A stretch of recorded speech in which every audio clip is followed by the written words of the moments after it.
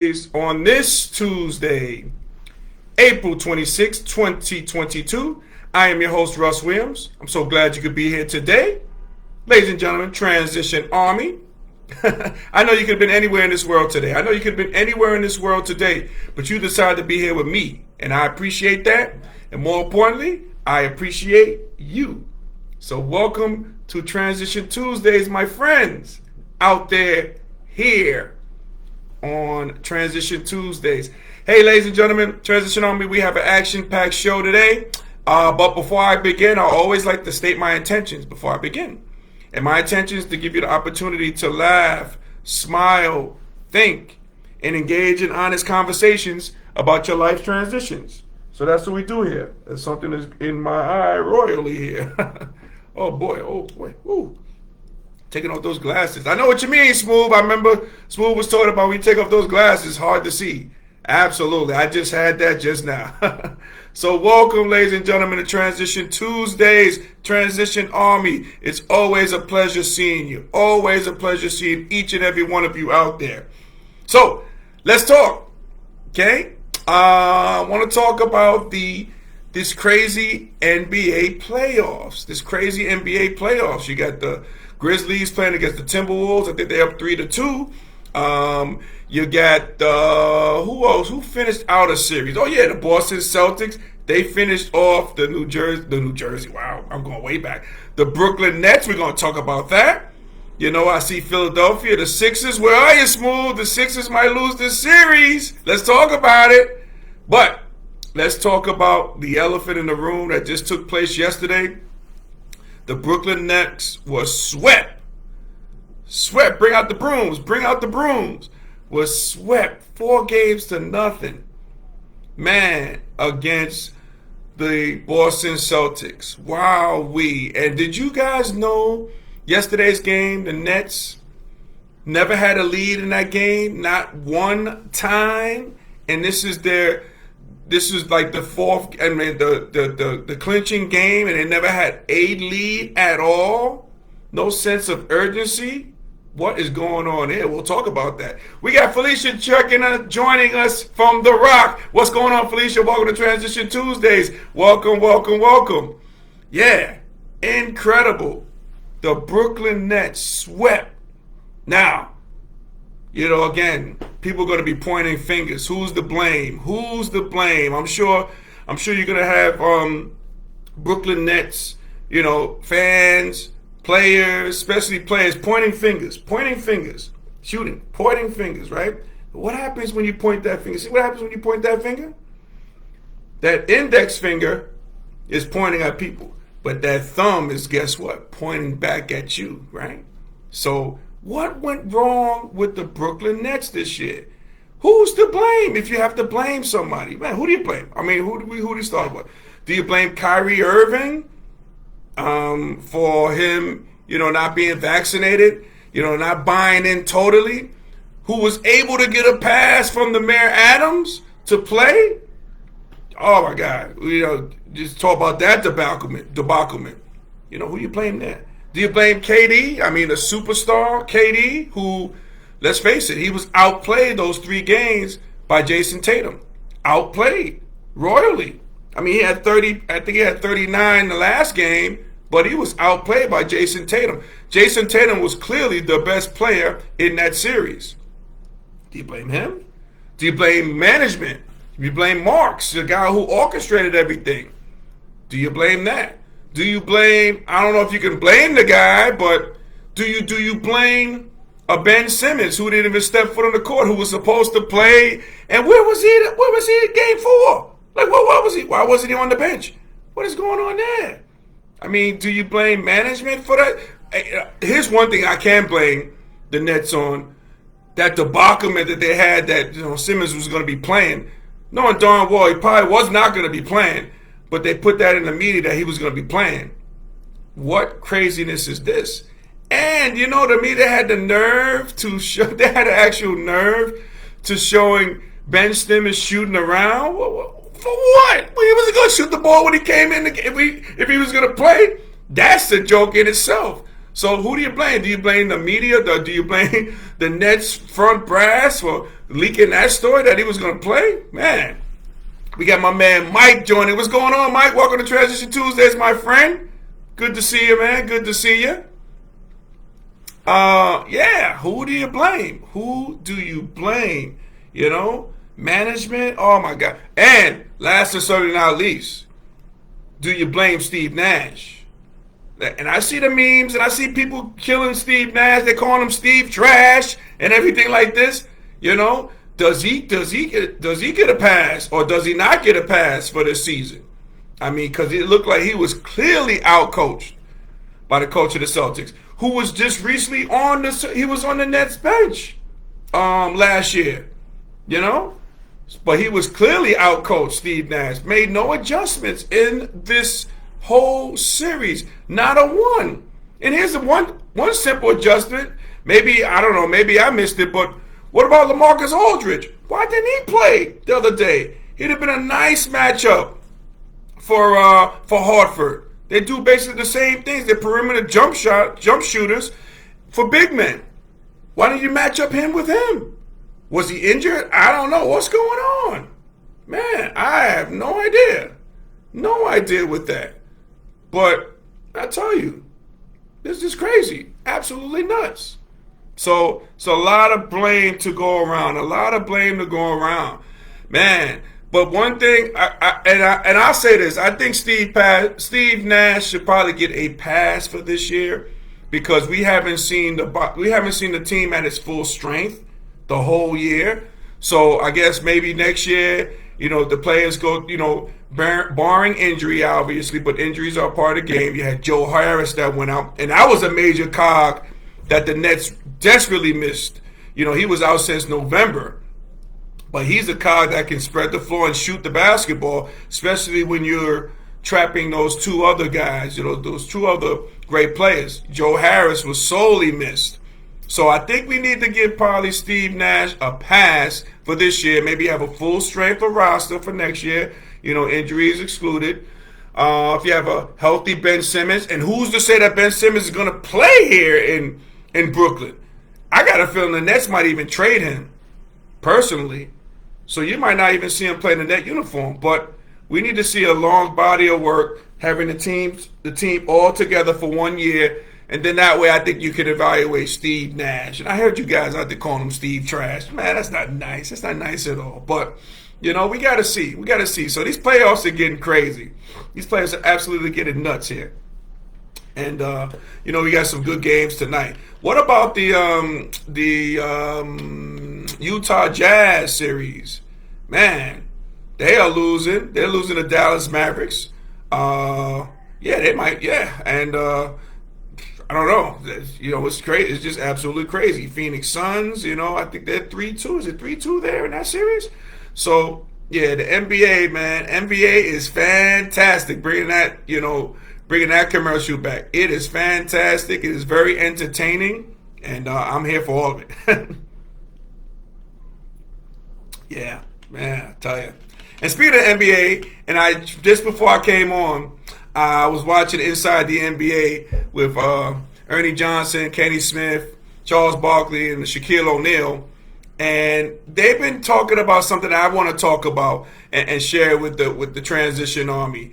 They talked about, well, Barkley brought it up, you know, players and referring to them as bus drivers versus bus riders. So if you haven't heard about this, and it's been heated discussion amongst the panel there, but Barkley's point is, when you're a superstar, you know, when you run the league, basically, you know, he compared it to like Jordans, Elijah Wans, Shaqs, himself.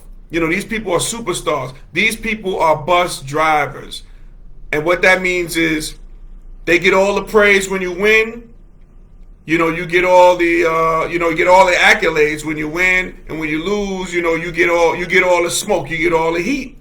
And that's what it is. That's what a bus driver does. He drives the bus, he drives the team, he leads the team, you know? So you got bus riders, bus drivers. Whereas then he was also talking about bus riders. Those people who are not the stars, the others, like Shaq says, guys who are complementary to the team. Those guys, like Robert Horry, let's say, things like that. People who aren't superstars but pivotal players for the team, but they're not the superstar. They're not the bus drivers. So heated argument ensued between Kenny Smith, because Kenny Smith made a great point though. Kenny Smith says, because Barkley was basically saying, like, you, Kenny, you were a bus rider, And I remember Shaq chiming in and saying that, yeah, Kenny, in this panel, man, me and no one else can know what me and Barkley went through. We were bus drivers. Everybody else in this panel, So, but Kenny Smith made a great point. Kenny Smith said, yes, he was a bus rider, but he was he was a guy who was an instructor, like an important cog on his teams. So he's basically saying, like, he was there to instruct, even though he's not driving the bus, but him as a passenger, a rider in the bus, he was there to instruct. So I was trying to break it down, like, you could be that bus rider, and you could be in charge of the GPS work. So you instructing your drivers to get to your destination. I think that's a great point made by Kenny Smith. He wasn't a superstar, but he got 2 titles. Now he was an what I'm trying to say. He was an important cog in those 2 championships for the Houston Rockets. So not everybody's going to be able to drive the bus, but he did have a role. He was instrumental as a bus driver. So all hell and broke out and ensued because KD, Barkley talked about, hey, look, in this series he was clearly a bus rider. So it gets back to KD, and I saw recently, like as far as today, he was sending pictures like, he's sending pictures of Barkley with his former Sixers teammates, and he's just basically saying, like, what will Barkley do without these guys, without these brothers here, and he's clearly making a point that, hey, look, on those teams that you played on, Barkley, you were clearly the bus rider and not the bus driver, because you had Dr. J, you had Moses Malone, you had all those players, Mo Cheeks, Andrew Toney, things like that. So, so I guess KD is in his feelings, maybe not. I know he's in his feelings for getting swept, but I guess, when Barkley bringing it to light about how he came up small in the series. And Barkley's absolutely right. In this particular series, KD is one of the best players in the world. Okay, top 2, all right? Next to the Greek Freak, he's probably number 2, okay? Because I think the Greek Freak is the number 1 player in the world right now. But Barkley hit it on the nose. He was clearly a bus rider and not a bus driver like he is. He just got totally outplayed. So it makes a great point. But I love Kenny Smith's point about the bus rider. Yeah, he was a bus rider, but he was there to instruct. He made sure he's instructing the bus rider to get us to where we go. I'm in charge of the GPS. We'll get us there. Important cog. So I just thought that was hilarious. I thought that was like really funny what went down on that situation. So yeah, so we talked about that, and it's still going on now. They're talking about it right now. If you tune in to TNT, the pregame show, they're talking about the bus driver versus the bus rider. And again, everybody make valid points. Everybody can't lead, but you got those guys, superstars in the league. That's what they do. You are there to be a superstar. Those are bus drivers, okay? But KD came up short in this series, clearly outplayed by Tatum, and that's what it was. That's exactly what it was. So, we'll talk about that. But I want to share something with you guys, because I was, driving in. I was thinking about a question I heard on the Breakfast Show. And shout out to the Breakfast Club, man. Those guys do a great job on there. And they had a great question. They talked about, do you know any adult liars in your life? Do you know any adult liars? People who do not like to tell the truth. Do you know any adult liars that you know of? You know the people, Those people who don't know the meaning of the truth wouldn't know the truth if they sat in it. You know? And these people are usually adult. You know, I want to deal with the adult people who are liars, you know? And hey, bottom line, that could be you. It could be you. You know yourself, you know. But do you know any adult liars? Any adult liars out there? And do you have a good story you want to share and about an adult liar? Like, how do you deal with an adult liar on a day-to-day basis? You know, is that something that you deal with? An adult who lies all the time, who lies so much, you know, he think the lie is the truth. He or she. You know, we're not gonna discriminate on the lying tip. Okay, we're not gonna discriminate because I'm gonna play this song here about lying. Let's hit it. Yo, Q, I got all the friends. You ain't got to lie. You don't got to lie to kick it. Yes, you don't have to lie to kick it, right? You know. Shout out to Chris Rock on that one. Yeah, but there's no people out there. There might be people in your life. There might be people in your family. Might be a loved one. It might be a husband, wife, your kids. But let's deal with adults right now, okay? They just lie, and they think it's the truth. They lie so much, they swear it's the truth. So does anybody have like a good liar story or somebody that's close to them? Or better yet, is there somebody close to you that is a habitual liar? This person lies all the time. They think they lie so much it's the truth. They think it's the truth. It's so warped out there. But there are people out there, you know? And white lies are lies too, ladies and gentlemen, Transition Army. White lies are lies too, you know?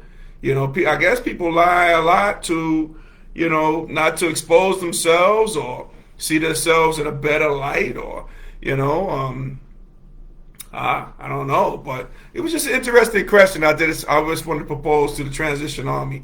Do you know of any adult liars out there? And how you deal with them? Like, how do you deal with these liars in your life? You know, do you do you just like shut them off? Like you don't want to hear the lie? You know another big lie is coming. You're like, oh, you cover yourself, so you just avoid these people? Or do you humor these people? I can see myself, you know, if I'm involved with somebody who's a habitual liar, like a habitual line stepper, habitual liar, you know, I might humor the person to see what kind of lie they're going to come up with because I know it's going to be a doozy. So I might try to humor the person personally. But some people, maybe you, may be like, I'm not going to deal with this person. I'm not going to deal with this person's energy. I'm just taking off. I'm not going to deal with it. So, you know, just want to know how do you guys deal with this lie? Do you tolerate this person? You know, and again, it could be you too. You know, no judging here, no judgment here, no judgment zone. Okay, you could be an adult liar yourself. You know why you do it is why you do it. No judgment, but you know. But those who are those who are liars, can't judge, all right? But those who may be lying, those adult liars, how do you deal with these people? You know, how do you deal with them? Because again, the lie could take a lot of energy to do it. You know, you got to cover your tracks, you know. Man, it's just like a lot of stuff. You got to cover your tracks, you know. You got to remember the lies. I would think that would be exhausting. Just remembering all the lies that you do, like for some people, you know, the lie after lie after lie after lie, and you know, you hear a lie long enough, you start to think, damn, it's probably the truth what I'm hearing or what I'm saying, you know, what have you. But I don't know. It's just one of those things, man. It's just one of those things. I'm telling you. So who out there knows people, knows adult liars, and maybe if you're checking us out, you give us a good story, you know, just type in the comment bar, you know, about liars, how you deal with the liars, how do you deal with them, do you tolerate them, do you humor them on, what do you do? I'm really curious to hear, Transition Army, your thoughts on it as well. Let's do this also while we're doing that. Let's transition because I've heard a story just hot off the presses. Elon Musk is about to take over and purchase Twitter for $44 billion with a B, $billion. Now, some may say, and you know, Elon Musk is the richest person in the world. And some people may say, it's his money, he can do what he wants. But I've heard somebody talk about how with $44 billion, you can wipe out world hunger or hunger in this country twofold. You can do that with $44 billion. You could do a lot of stuff to help out the environment, the whole nine. But again, I'm not here to tell Elon Musk what to do with his money, because that's his money. And he decided to buy Twitter. But just think about what $44 billion with the B can do. Okay, especially like world hunger, something like that. But it's going to be interesting to see what Elon Musk does there by buying Twitter. Man, $44 billion. Incredible, man. Incredible, incredible, incredible. See if we got anybody else joining us here. We do not. Okay. Yeah, so that's crazy. But so we got to stay tuned on that. I think he's trying to do it like free speech and doing it. And, we'll see what goes on with Twitter. I just recently joined Twitter again. Actually, yesterday. I just did this before this merger took place. But I don't use Twitter as much.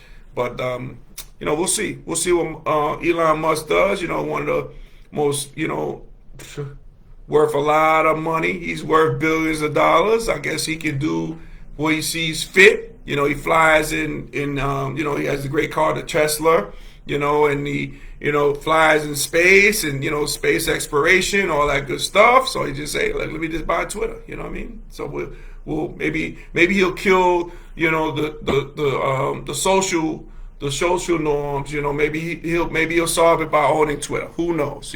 I saw the person who recently owned Twitter. He says he feels good about this merger. He feels like, he feels very good about it. It's in good hands, and it's good to do that, I guess, when you got a good payday. I guess you could say that as well. So we'll see. We'll see on that. We'll see what the deal is on that and see how that flies and see how that's taken care of. We'll see. We'll definitely see on that. So, ladies and gentlemen, Transition Army, if we were able to make you laugh, smile, and think during this broadcast today, my good friends, you have accomplished something major today. So celebrate your victory. Celebrate your victory as we go into the beats. Yes. Hey. All right. All right, let me turn this down a little bit. Yes, ladies and gentlemen, Transition Army, thank you for watching Transition Tuesdays each and every Tuesday. I appreciate you guys from the bottom of my heart. Thank you, thank you, thank you. And this episode, along with our past episodes, you can find us on our YouTube channel, Transition Tuesdays. And do me a huge favor, Transition Army. When you go on there, and I post this on our site here, and I post this when I post it. When you're on the channel, Transition Tuesdays, please make sure you like and subscribe before you take off. Okay, I will greatly appreciate it if you do that. Okay, perfect. And also, ladies and gentlemen, I want to thank you, the Transition Army, for watching each and every Tuesday. Thank you so much. Let me give you your claps. Let me give you your flowers. Hold on. Let me give you your applause. Time out. Yes.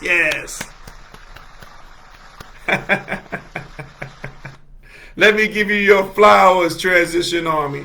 You guys rock with me every Tuesday, each and every Tuesday. You've been doing it for 4+ years. I appreciate you. You know I do. Man, oh man. Shout out to our sponsor, Sweet Candy Cafe, which is located in downtown Lumberton, North Carolina. It's the home of Southern Sweetness. So after the show, make sure you go to sweetcandycafe.com to order your confectionery goodies. Okay, please make sure you do that.